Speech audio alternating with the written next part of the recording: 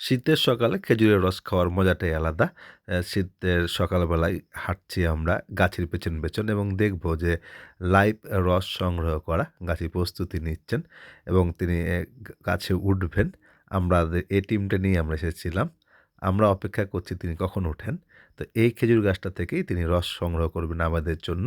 তো তিনি আল্লাহর নাম নিয়ে ওঠা শুরু করলেন। আমরা নিচে দাঁড়ানো অবস্থায় আছি এবং দেখছিলাম। তিনি আস্তে, আস্তে উপরে উঠে গেলেন এবং রস সংগ্রহ করে আবার নামা শুরু করলেন এবং আমরা একটা অন্যরকম অনুভূতি ফিল হচ্ছিল। কারণ চোখের সামনে লাইভ চলছিল। অনেকদিন পর খেজুর রস খাবো। আর খাস করে শীতের সকালে আমরা খেজুর রস খাওয়ার জন্যই এসেছিলাম। সেহেতু আমাদের উত্তেজনাটা একটু অন্যরকমই ছিল। তারপর আমরা রওনা দিলাম। খেজুর রস কিছুটা ছাঁকলেন এবং কিছুটা তার বাড়ির জন্য রেখে বাকিটা আমাদেরকে দিয়ে দিয়েছিলেন। আমরা খুব বেশি পাই নাই যে ১ জগের পরিমাণ খেজুর রস এবং এই গাছটার রস খুব মিষ্টি।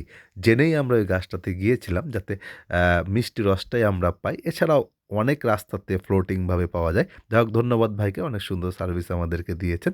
আর আপনি যদি সকালবেলায় আসেন তাহলে এরকম বাচ্চাদের খেজুর গাছের রস সংগ্রহ করার খেলাও দেখতে পাবেন। তাদের কাছে খেলা মনে হলো এটা জীবনের অংশ।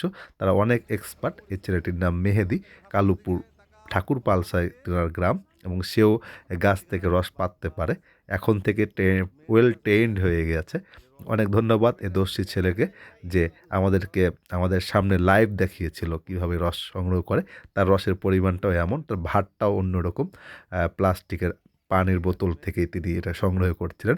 প্রকৃতি আপনাকে নতুন অভিজ্ঞতা দেবে। আমরা দেখছিলাম একটা পাখি কীভাবে রস খাচ্ছে।